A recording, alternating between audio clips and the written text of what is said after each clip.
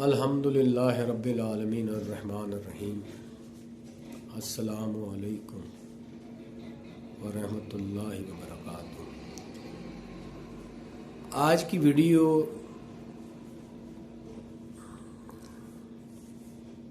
आपने भी सुना होगा और पढ़ा होगा।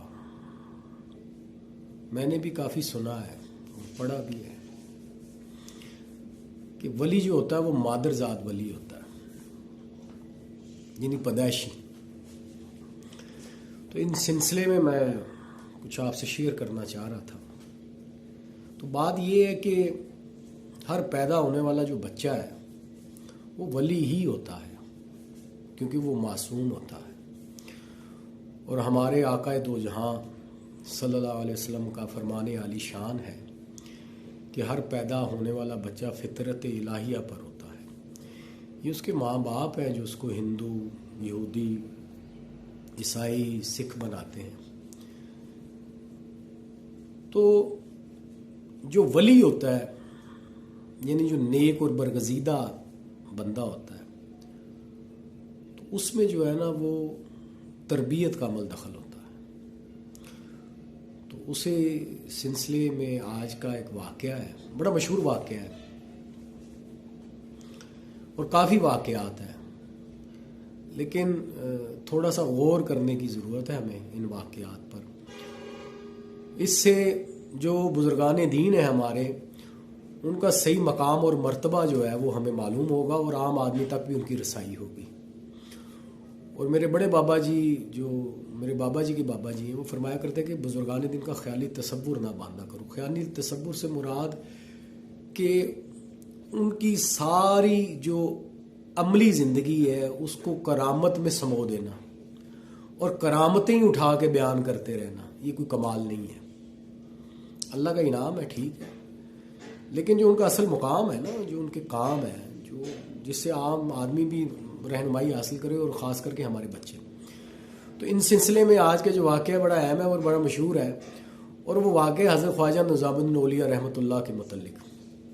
बहुत बड़े अल्लाह के वली हैं और हज़रत बाबा मसूदुद्दीन गन शकर रहमतुल्लाह पाक पतन वाले उनके खलीफा अकबर हैं, मुरीद हैं। तो ख्वाजा निज़ामुद्दीन औलिया रहमतुल्लाह की जो वालदा थी हज़रत बीबी ज़ुलेखा रहमतुल्लाह अलैहिया, वो बहुत ही जलीलुल कदर खातून थी, नेक थी, पारसा थी। जाहिर है ज़ुहद और तकवा में जो है ना वो आप राबिया बसरिया की सानी थी। तो शोहर की वफ़ात के बाद इन पर सख्त तरीन मरहले आए, मगर सब्र और तहम्मुल का दामन जो है वो कभी भी हाथ से ना छोड़ा और ना कभी किसी के आगे दामन फैलाया। सूद की आमदन कलील होती थी, मगर माँ बेटा सब्र और शुक्र के साथ गुजारा करते थे। कभी कभी फाका भी आ जाता। जिस दिन फाका होता तो हज़रत बीबी ज़ुलेखा अपने बेटे हज़रत ख्वाजा निज़ामुद्दीन औलिया रहमतुल्लाह से फरमाती कि ऐ मेरे बेटे, बाबा मोहम्मद उनको प्यार से कहा करती थी कि आज हम अल्लाह ताला के मेहमान हैं। ये इस वाक़े का जोहरी पहलू है। जब कभी खाने को ना होता तो आपकी वालदा मोहतरमा हज़रत बीबी ज़ुलेखा रहमतुल्लाह अलैहा, ख्वाजा निज़ामुद्दीन औलिया फरमाते हैं कि वो अम्मा जी कहा करती थी कि आज हम अल्लाह के मेहमान हैं। तो हज़रत ख्वाजा निज़ामुद्दीन औलिया रहमतुल्लाह फरमाते हैं कि इब्तदा में चूँकि मेरी उम्र कम थी, तो कम उम्र की वजह से इसका मतलब मैं ना समझ पाया, लेकिन जब समझ में आई बात तो मुझे लज़्ज़त महसूस होने लगी। अब ये है इस वाक़े का जोहरी पहलू, लज़्ज़त महसूस होने लगी, यानी भूख में।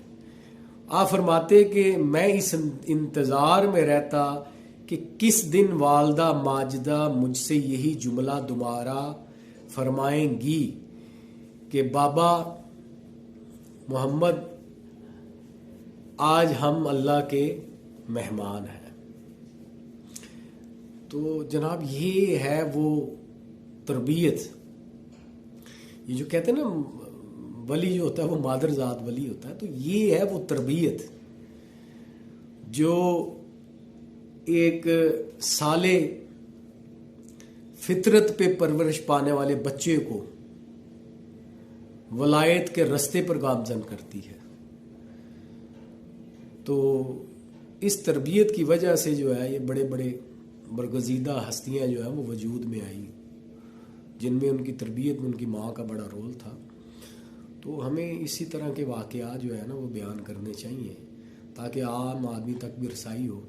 अब इसमें भूख जो है वो चूँकि वलायत की एक इब्तदाई सीढ़ी है, एक स्टेप है, एक कड़ी है। तो बाबा जी फरमाते हैं कि मैं कम उम्री की वजह से तो मैं इसको ना समझ सका, लेकिन जब मुझे समझ में आई तो मैं लुत्फ़ उठाने लग गया। और मुझे ये होती थी कि अब मेरी वालदा किसी दिन ये कहें कि हम अल्लाह के मेहमान हैं। तो हमारे नबी का भी फरमान है कि भूख रख के खाया करो। तो ये भी वलायत की एक कड़ी है। तो अल्लाह ताला हमें बुजुर्गान दीन का सही मकाम व मर्तबा समझने की तौफीक अता फरमाए और हम सबको मकाम शर्फ अता फरमाए।